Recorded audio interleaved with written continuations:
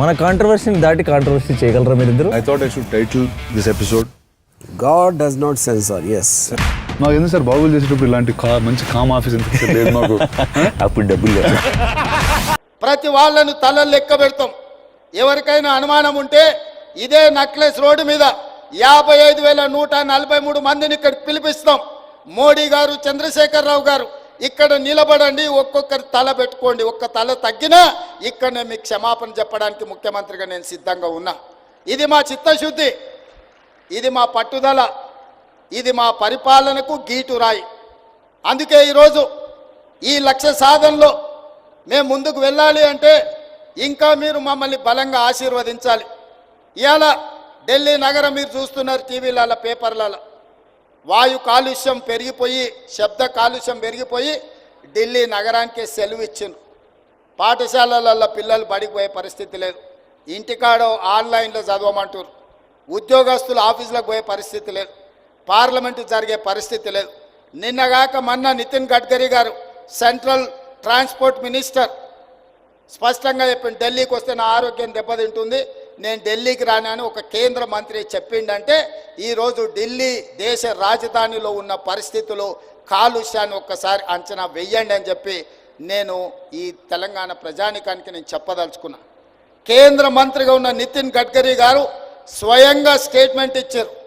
ఢిల్లీలో పొల్యూషన్ అనేది పీక్స్ పోయింది, నేను ఢిల్లీకి వచ్చినప్పుడల్లా నా ఆరోగ్యం దెబ్బతింటుంది, దీన్ని ఏం చేయాలో తెలియని పరిస్థితి వచ్చిందని ఢిల్లీ మొత్తాన్ని సెలవు ప్రకటించి ఢిల్లీని బంద్ పెట్టే పరిస్థితి వచ్చింది. అంటే తొందరలోనే ఢిల్లీ నివాస యోగ్యత పట్టణాల నుంచి తొలగించి అక్కడ ఉంటున్న వాళ్ళు ఇతర ప్రాంతాలకు తరలి వెళ్ళిపోయే పరిస్థితి ఉంది. అదేవిధంగా బెంగళూరులో ట్రాఫిక్ జాములు మీరు చూసారు. చెన్నైలో వర్షాలు వస్తే పడవల్లో తిరిగే పరిస్థితి మీరు చూసారు. ముంబైలో కొట్టుకుపోతున్న పరిస్థితులు మీరు చూస్తున్నారు. కలకత్తా గురించి నేను చెప్పాల్సిన అవసరమే లేదు. ప్రపంచంలో చెత్త నగరం కింద పోటీ పడితే కలకత్తా ఫస్ట్ వచ్చేటట్టు ఉన్నది. ఈ మహానగరాలల్లో 6 నగరాలు ఉంటే ఢిల్లీ, ముంబై, చెన్నై, కలకత్తా, బెంగళూరు, హైదరాబాద్ మన ఒక్కరమే కాస్తో కూస్తో బాగున్నాం. ఈ బాగున్న నగరం వేగంగా కాలుష్యం వైపు ప్రయాణం చేస్తుంది. ఈ కాలుష్యాన్ని నియంత్రించాలంటే ఆర్టీసీ కార్మికులు, రవాణా శాఖ సిబ్బంది నడుం బిగిస్తే తప్ప ఈ కాలుష్యాన్ని నియంత్రించలేని పరిస్థితి ఉన్నది. సామాజిక బాధ్యత, ఇది ఉద్యోగం కాదు, ఇది భావోద్వేగం.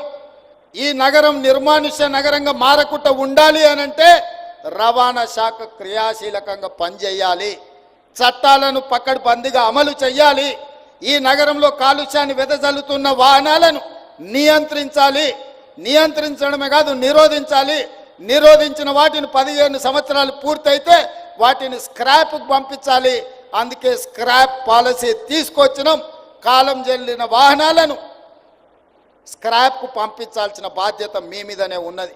అదేవిధంగా ఇవాళ డీజిల్, పెట్రోల్, ఇతర ఇంధనాల వల్ల విపరీతమైన కాలుష్యాన్ని వెదజల్లుతున్నాయి. మరి దీన్ని నియంత్రించాల్సిన బాధ్యత మన మీద లేదా?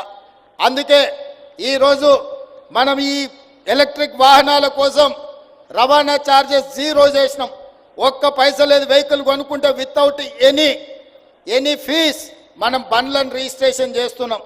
కాబట్టి ఈరోజు నగరంలో ఆ వాహనాల కొనుగోలు పెరగాల్సిన అవసరం ఉన్నది. ప్రజలకు అవగాహన కల్పించాల్సిన బాధ్యత అధికారుల మీద ఉన్నది. ఇదే కాదు, ఈరోజు గ్రేటర్ హైదరాబాదే కాదు, ఔటర్ రింగ్ రోడ్డు నుంచి మొత్తం ఔటర్ రింగ్ రోడ్ ఇన్సైడ్ ఉన్న నగరం హైదరాబాద్ కావచ్చు, సికింద్రాబాద్ కావచ్చు, మల్కాజ్గిరి కావచ్చు, చేవెళ్ళ పార్లమెంటు కావచ్చు, కొంత Medak parliament outer ring road లోపల ఇది మొత్తం ఒక మహానగరం.